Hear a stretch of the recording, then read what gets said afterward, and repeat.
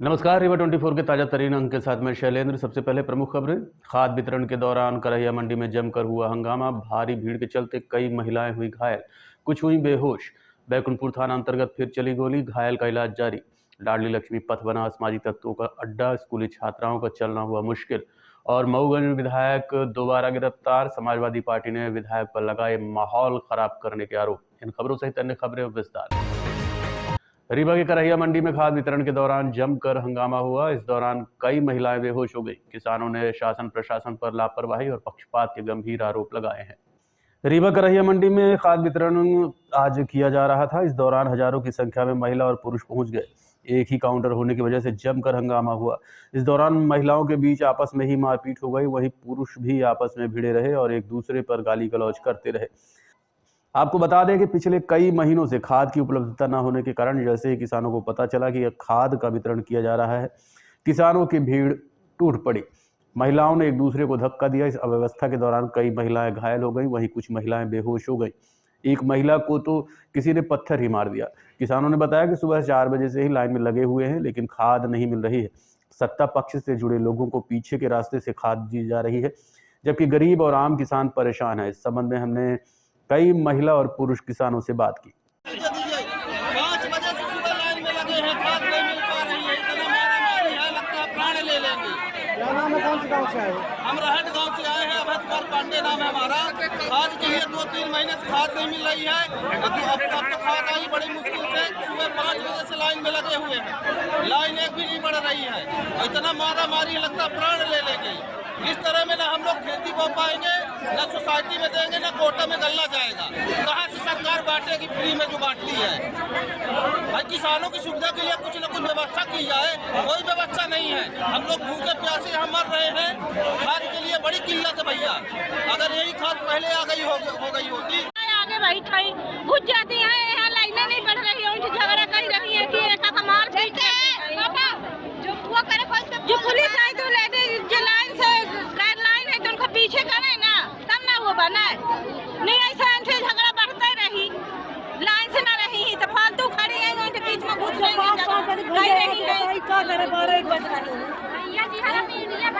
बिगड़ मान के नहीं जा रहा है, घुस के पैर पर घुस जा रहे हैं। बगैर मंजा के लगे हैं, आँखी बंदाए हैं, बड़ी जरूरत है। आँखी बंदा के आए लाइन में लगे हैं 6 बजे से, एक पीछे जलाना नहीं। बड़े बड़े आदमी आके घुसे मारी से पास ऐसे लड़ाई करी, आँखी बंदाए हैं, ढो सके हैं। आगे लगा अपन मेरिया बिटिया लगा देते थे भीतर। हम लोग लड़े हैं, मैंने लाइट के कितने बजे से लाइन में लगे हैं? 5 बजे से। अभी नहीं मिला, नंबर नहीं मिला। बहुत परेशानी लग रही है। परेशानी तब लाइन में कौन से गाँव से आए? गाँव से हीरामन तिवारी, ग्राम भलुआ। क्या बजे से लाइन में लगे? हुए 5 बजे, सुबह 5 बजे से। जी जी। भीड़ अभी खाद नहीं मिली? अभी खाद नहीं। जबरदस्ती गए लाइन से लोग बाग लाई रहे हैं, सिफारिश करा के। सिफारिश करा के। भाई हिंदुस्तान में ये होता है। खाद ऐसे कंडीशन ऊपर से मारा भाई दोनों सबको होते थे, सबको जरूरी है खाद। टोकन चाहिए, टोकन दे देना। सरकार की गलती है, टोकन बांट दे सबको, सब आराम से अपन बैठ जाए, अपन आराम से ले। कितनी पब्लिक है वहाँ पे, तो मारा मारी चल रही है एकदम से। 3 बजे से आदमी बैठा है, एक दूसरे के ऊपर गिर, 2-3 लेडीज तो गिर गई यहाँ पे। हमको उठा साइड में कर दिया गया, एक दूसरे से लड़ रही है। भाई हम लोग है ना, हाँ तो किसान सबको बोना है, अपने लिए सब देख रहा है। मतलब जंग जीतने के हिसाब से लाइन, पूरा जंग जीतना। वहीं मामले को लेकर हमने तहसीलदार महिमा पाठक से बात की तो उन्होंने बताया कि एक काउंटर होने की वजह से अव्यवस्थाएं हो रही हैं। जल्द ही व्यवस्थाएं सुधारी जाएंगी। आप खुद सुनिए क्या कहना है नायब तहसीलदार महिमा पाठक का।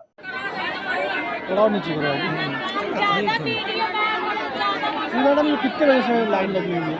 ये सुबह 8 बजे से लाइन लगी हुई है और वितरण सुचारू रूप से जैसा आप देख पा रहे हैं चल ही रहा है। बस भीड़ बहुत ज़्यादा है, थोड़ा इसलिए दिक्कत हो रही है, पर शाम 5-6 बजे तक बहुत अच्छे तरीके से डिस्ट्रीब्यूट हो रहा है। काफ़ी भीड़ लग रही है महिलाओं की भी और पुरुषों की। थोड़ा काउंटर हमारे पास कम हो गए थे, इसलिए दिक्कत हो रही थी। काउंटर की भी बढ़ाए जा रहे हैं।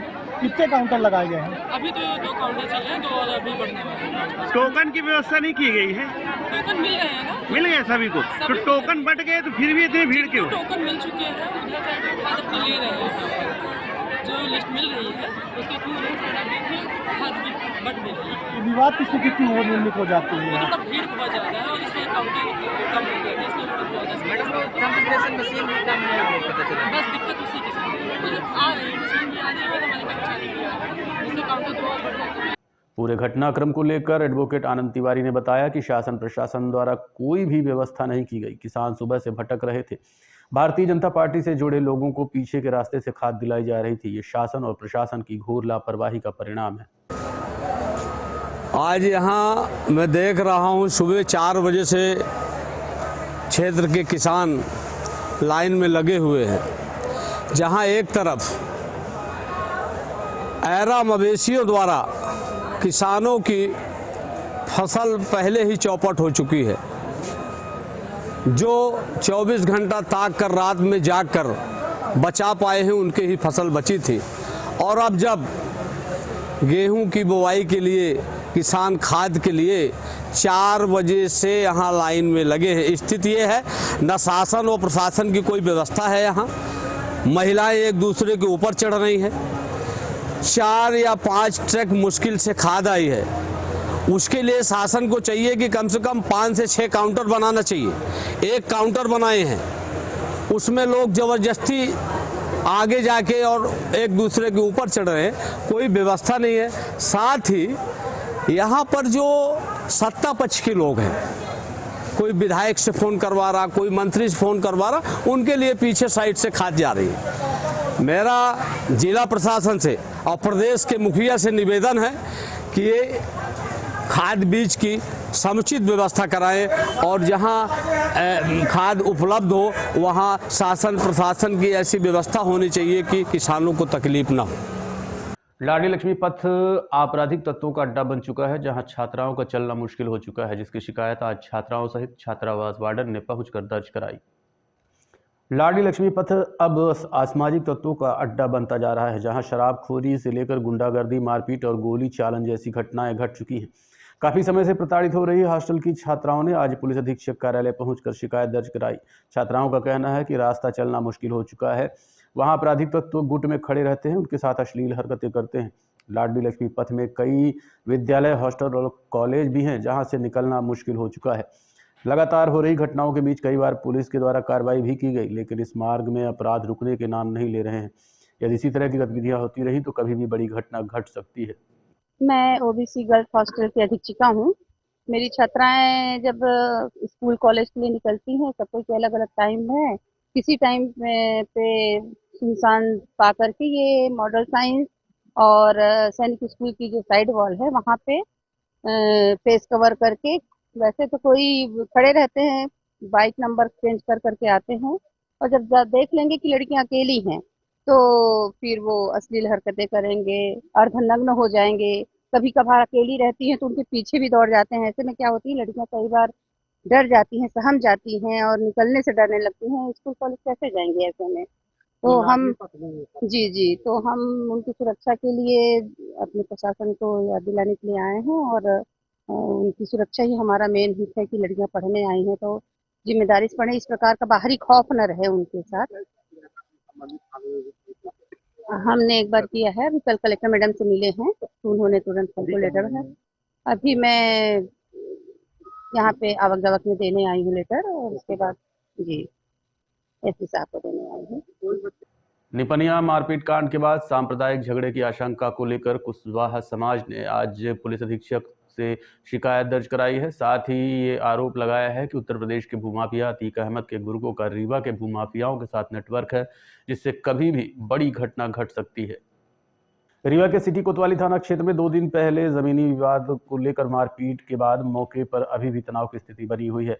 आज कुशवाहा समाज के द्वारा पुलिस अधीक्षक कार्यालय पहुंचकर शिकायत दर्ज कराई गई कि भूमाफियाओं के द्वारा इस सामुदायिक झगड़े को सांप्रदायिक झगड़ा बनाने का काम किया जा रहा है। कुशवाहा समाज ने कहा कि सोनू मुस्लिम भाजपा नेता होने के कारण लोगों पर दबाव बनाकर उनकी जमीनें हड़पने का काम करते हैं।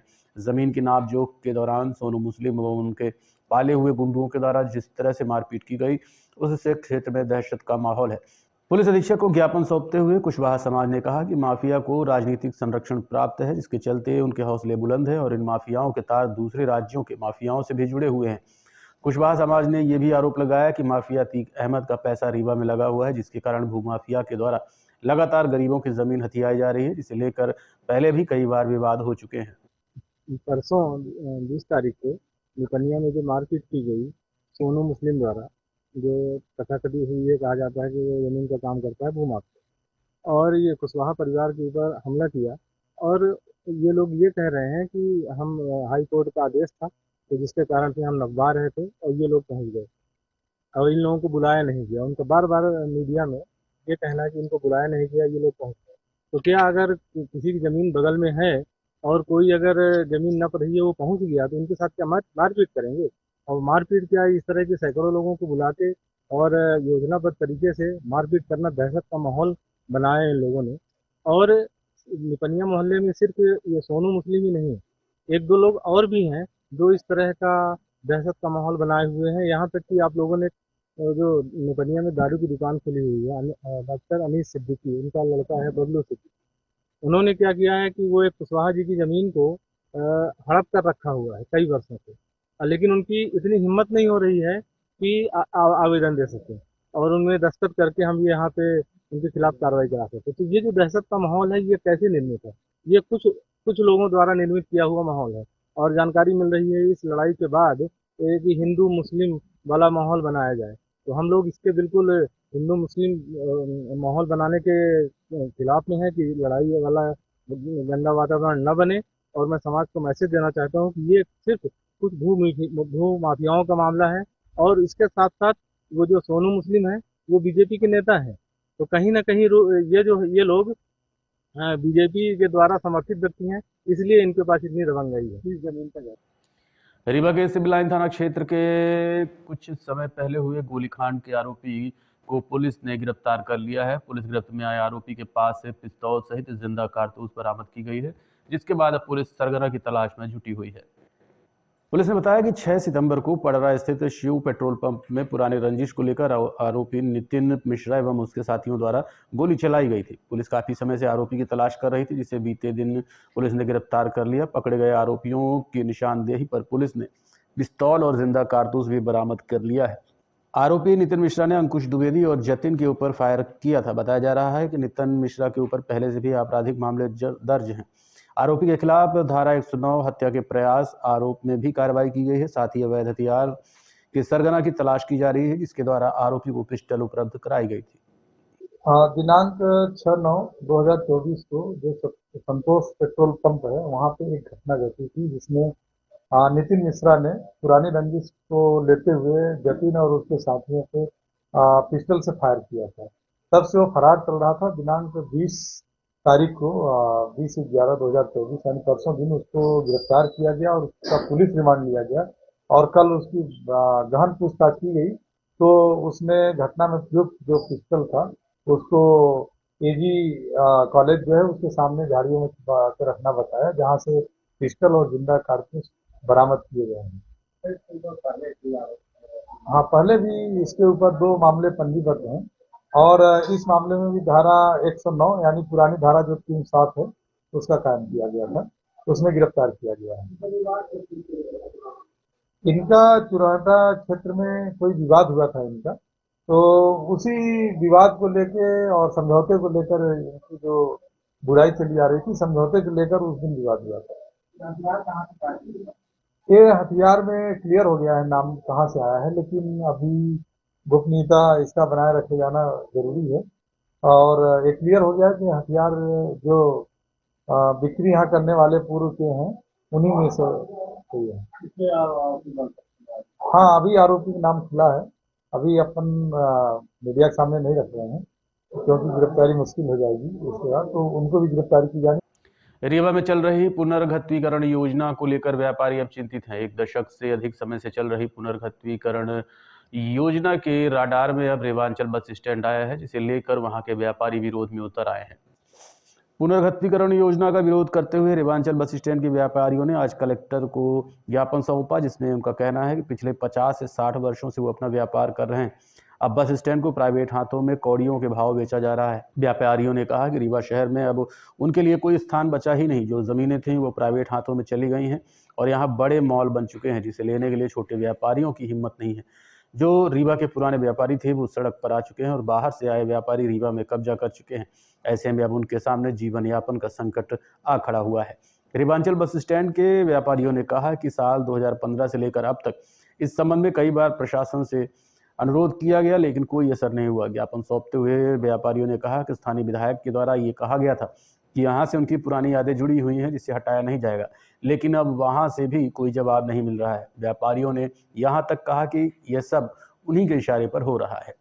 आज हम लोग कलेक्टर महोदय के यहाँ निवेदन करने आए थे, ज्ञापन देने आए थे कि जो पुनर्धनत्तीकरण योजना के तहत ये रेवांचल बस स्टैंड पुराना का जो निजी हाथों में सौंपने का कार्य किया जा रहा है, उसके हम लोग पूरी तरह से खिलाफ हैं और चुन चुनकर छोटे व्यापारियों को जो निस्तारण को किया जा रहा है, शासन की जो योजना बनाई जा रही है, इसका हम लोग पूरा विरोध करते हैं और आगे भी जो है विरोध करते रहेंगे। जो कोई तो बंद करवाएंगे, हड़ताल करेंगे, अनशन बैठेंगे।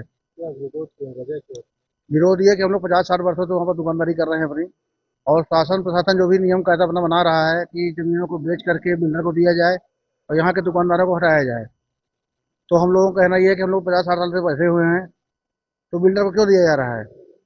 एक तो रोजगार दे नहीं पा रही सरकार, जो रोजगार में लगे उनको बेरोजगार कर रही है, और दूसरा हम लोग का ये है कि जो ये बस स्टैंड हटाया जा रहा है, हम लोग उसके भी खिलाफ हैं, क्योंकि ऑलरेडी 2 बस स्टैंड बन चुके हैं रीवा में और ये शहर के बीचों बीच में है। तमाम संभागीय कार्यालय, हॉस्पिटल यहाँ पर हैं, मुसाफिरों को रात बिरात आने जाने में सुविधा है, सुरक्षा भी है। मऊगंज विधायक प्रदीप पटेल को दोबारा से महादेवन शिव मंदिर देवरा से गिरफ्तार कर लिया गया। वज्र वाहन में बिठा कर लाया गया, नई गढ़ी रेस्ट हाउस में रखा गया है। विधायक को अभिरक्षा में लेकर जाया गया है।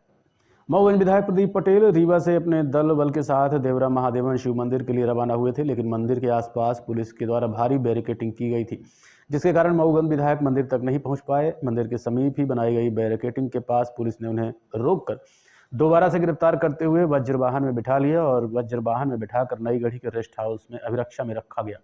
रेस्ट हाउस के आसपास भारी पुलिस बल अभी भी तैनात है। ऐसे बात बदतमीजी नहीं, मैं बात कर रहा हूँ विधायक से। रुक जाइए आप। सर बात करने दीजिए विधायक को, विधायक को बात करने दीजिए सर। मैं निवेदन कर रहा हूँ, आपसे मीडिया से निवेदन कर रहा हूँ। बताइए सर, आपको किस लिए गिरफ्तार किया गया, क्या मामला है? पूरा मामला वही अतिक्रमण हटाने वाला था जी, और प्रशासन ने जो अतिक्रमण 3 महीने पहले आश्वासन दिया था हटाने का, वो नहीं हटाए। उनकी गलती है। उस गलती को जो उन्होंने गलती किया उसके लिए हिंदू समाज ने पत्र लिखा जी, धरने में बैठे, उसके बाद भी वो कार्रवाई नहीं किए, आमरण अनशन में बैठे, उसके बाद भी नहीं किए, और इसलिए अब ये मुझे अभी अज्ञातवास में पहले रीवा में रखे थे, अब अभी मैं आया हूँ फिर से अतिक्रमण हटाने के लिए, तो मुझे फिर से गिरफ्तार करके पता चला कि आपको रिहा कर दिया गया है जमानत में। फिर आपको कैसे गिरफ्तार किया गया? फिर मैंने बोला था कि मेरे को छोड़ोगे तो मैं आऊंगा कहाँ अतिक्रमण हटाने के लिए। मैं फिर आया हूँ, अपने वादे पर मैं वापस आया हूँ, और वहाँ पे धारा 163 लगे होने के कारण मुझे फिर से गिरफ्तार किया गया है। नहीं है, लोकतंत्र कैद है, और जो मऊगंज की 2 लाख से ऊपर जनसंख्या के मतदाता है वो कैद है, जो हिंदू धर्म में आस्था रखते हैं वो कैद है, और जय श्री राम बोलने वाले कैद में हैं, भगवान भोलेनाथ के भक्त कैद में हैं, और सबसे बड़ी बात आज लोकतंत्र कैद में है। एक तरह से अराजकता फैलाने का, अपनी नाकामी छुपाने का, भय का वातावरण तैयार करने का, और ये तो विधायक का जब ये हाल है तो हम जैसों के साथ क्या कर सकते हैं? जिस तरह से महादेवन के मंदिर में अल्लाह अकबर पाकिस्तान जिंदाबाद के नारे लगाए गए, उसके बाद ये प्रक्रिया देखने को मिले, उसको लेकर क्या प्रतिक्रिया देंगे आप? 2016 से प्रकरण चल रहा है। 4 महीने पर पहले लोकसभा रीवा के सांसद के सामने और रीवा के सांसद और विधायक के सामने 4000 लोगों के सामने कलेक्टर ने कहा था कि 15 दिन का टाइम, लेकिन सभी ने 2 महीने का टाइम दिया और 4 महीने हुआ। आप सोच सकते हैं कि अंग्रेजों ने इस तरह से भगत सिंह के साथ किया होगा, चंद्रशेखर आजाद के। देखते रहिए Rewa 24 news, city cable network. मिलते हैं छोटे से ब्रेक के बाद।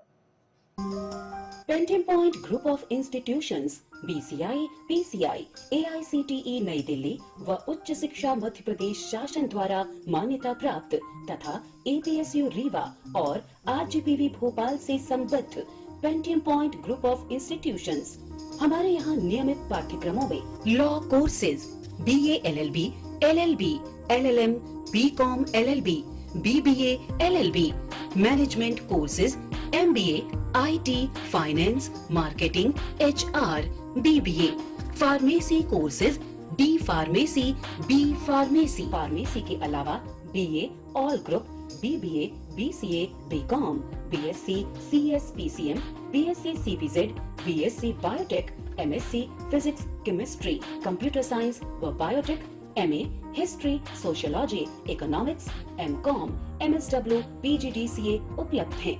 सन 2002 से लगातार आपकी सेवा में तत्पर Pentium point group of institutions. हमारे यहाँ उपलब्ध सुविधाएं hi-tech infrastructure, highly qualified and experienced faculties, free bus facility for separate boys and girls, 500 computers with high-tech computer lab, AC auditorium, research level biotech lab, free e-library and e-journals। तो हमारा पता याद रखें, हमारा हेड ऑफिस है 24 हेडगेवार नगर, college चौक, रीवा। हमारे college campus हैं Karahiya Simaria road, Rewa और हरदी सिमरिया रोड, रीवा। अधिक जानकारी के लिए हमें इन नंबर्स पर संपर्क करें। अपने बच्चों के उज्जवल भविष्य के लिए संपर्क करें Pentium point group of institutions. Mauganj विधायक को जेल भेजकर नजरबंद करने समाजवादी पार्टी ने आज DIG को ज्ञापन सौंपा है। मऊगंज बीजेपी विधायक प्रदीप पटेल को जेल भेजकर अनिश्चितकालीन के लिए नजरबंद करने समाजवादी पार्टी का एक प्रतिनिधिमंडल सपा राष्ट्रीय सचिव शिव सिंह, पूर्व प्रदेश अध्यक्ष रामायण सिंह के साथ DIG कार्यालय पहुंचकर ज्ञापन पत्र सौंपकर मांग की कि विगत कई दिनों से भाजपा विधायक प्रदीप पटेल जिले सहित प्रदेश का अमन चैन खराब करने में आमादा हैं। जिस मामले को विधायक राजनीतिक एवं धार्मिक तूल दे रहे हैं, वो मामला न्यायपालिका में लंबित है व प्रशासन के संज्ञान में है। विधायक के खिलाफ मामले भी पंजीबद्ध किए गए हैं। इसके बाद भी विधायक को जेल न भेजकर शासकीय रेस्ट हाउस में रखा गया है। विधायक द्वारा बार बार कानून तोड़ा जा रहा है, सांप्रदायिक उन्माद फैलाने का प्रयास किया जा रहा है। अन्यथा कोई भी अप्रिय वारदात होने पर विधायक स्वयं एवं शासन प्रशासन जिम्मेदार होगा।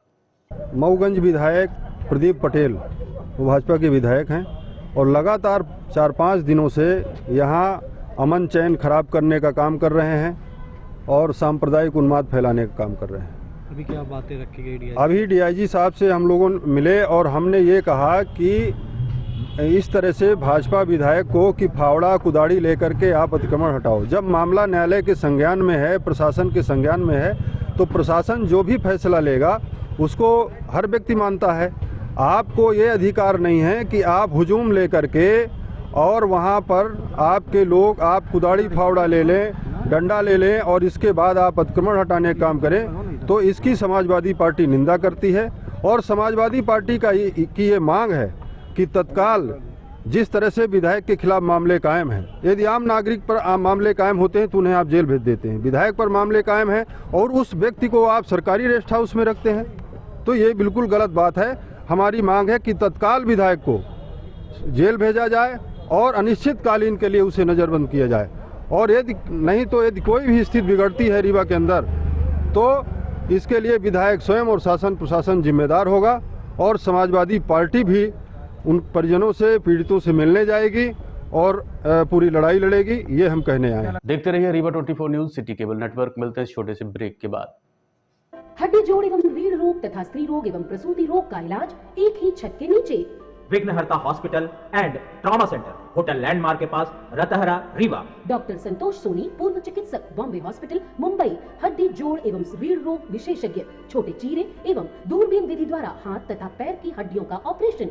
गठियाबात, जटिल एवं बिगड़े हुए फ्रैक्चर का बेहतर इलाज करते हैं डॉक्टर संतोष सोनी। विघ्नहर्ता हॉस्पिटल ट्रॉमा सेंटर में ही स्त्री एवं प्रसूत रोग विशेषज्ञ डॉक्टर शैलजा सोनी भी उपलब्ध हैं, जिनकी देखरेख में नॉर्मल डिलीवरी, सिजेरियन ऑपरेशन एवं बच्चेदानी से संबंधित ऑपरेशन की बेहतर सुविधा। संतानहीन दंपत्ति तत्काल संपर्क करें। विघ्नहर्ता hospital and trauma centre, hotel landmark के पास, रतहरा, रीवा। सुविधाजनक एवं सफल इलाज हेतु आज ही संपर्क करें। विघ्नहर्ता hospital and trauma centre, hotel landmark के पास, रतहरा, रीवा। मोबाइल नंबर 7828781983 अथवा 8462956774 पर। बैकुंठपुर थाना अंतर्गत शराब पार्टी के दौरान पिस्टल से गोली चलने की घटना सामने आई है।